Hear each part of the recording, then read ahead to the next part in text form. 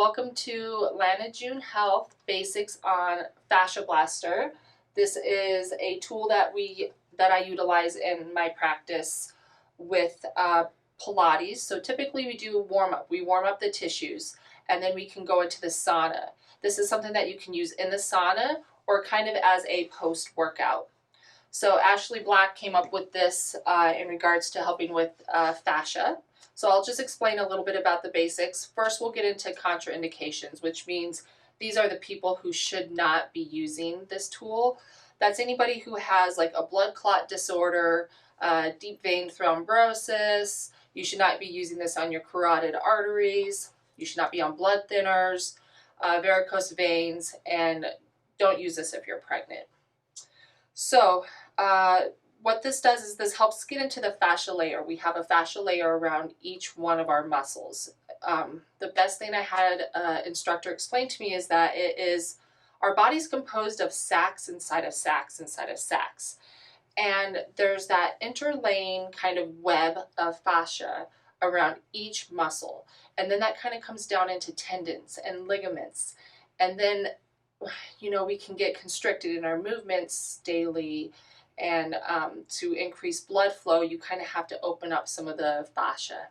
So you can have fascia adhesions. Typically, people who have demanding jobs or even very stagnant jobs can have some fascia adhesions. This is great for everybody. This is great for, I think, moms who are busy, and I think this is great for athletes.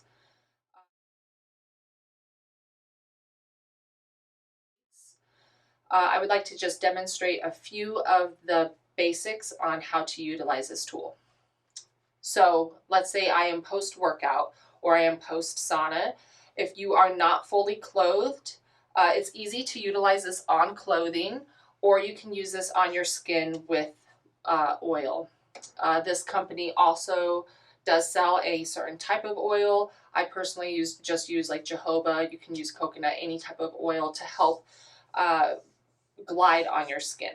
When you're using this tool, you want to go up and down or in a diagonal. That way you're kind of getting into the area that you're looking at. You can tense up the muscle to get the outer portion of the muscle, or the outer portion of the skin and the subcutaneous. That also allows you to get into more of the cellulite, dimply tissue. And then if you want to get into the muscle, you relax the muscle. So upon just demoing, if I'm going to go onto my thigh here, you can go side by side, you can go up and down, you can get the outer portion right here, the IT band, and then the upper portion. You want to do the inside, the outside of the leg, you want to go under the leg. This one is really good for getting into hamstrings. Our hamstrings tend to be really tight. You can sit on the floor, you can sit on a chair, whichever's easiest for you.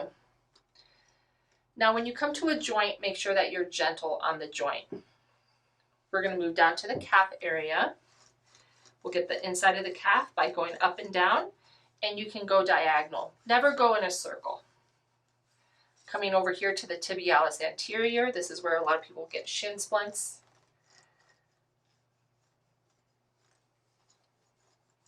You can come up and down. Now for the calf portion, you can flex your foot and just run the blaster up and down. You can even use this on your foot. If you put in enough oil, you can just do little points, or you can go up and down. I like to get the tops of my feet too. Repeat that same thing on the opposite leg.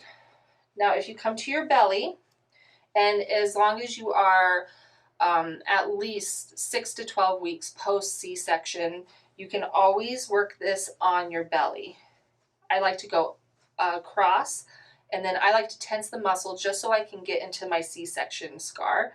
I like to kind of roll my fascia blaster up as I'm working on this, and then I like to get right underneath the rib area here.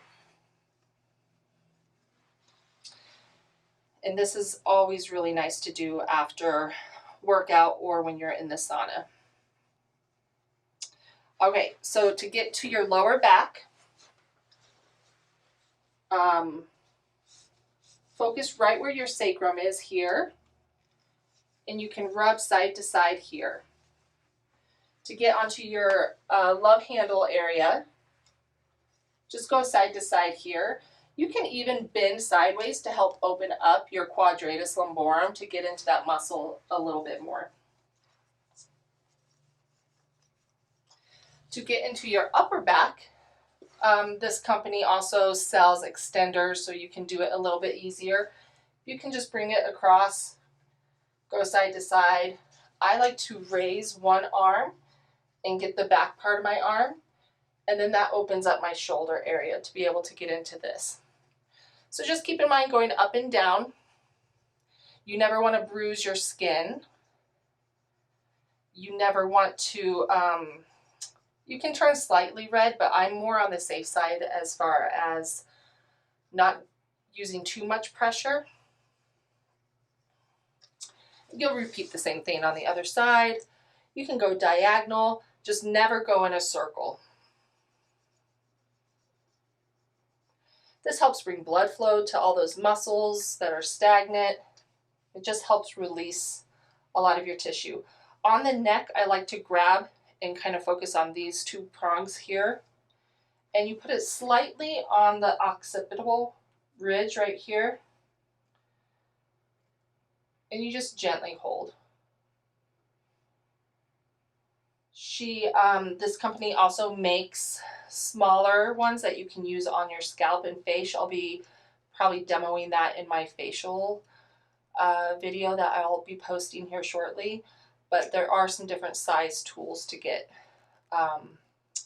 into some of the finer areas on our facials. This is good for the chest. And then again, you just have to be gentle if you're going to work on your neck.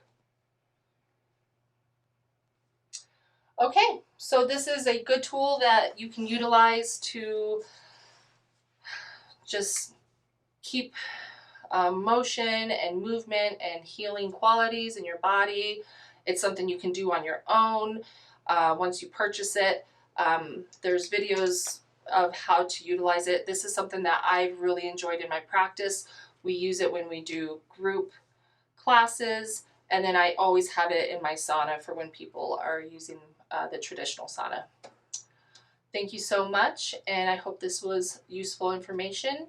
And just leave a comment if you have any questions, and I look forward to hearing from you.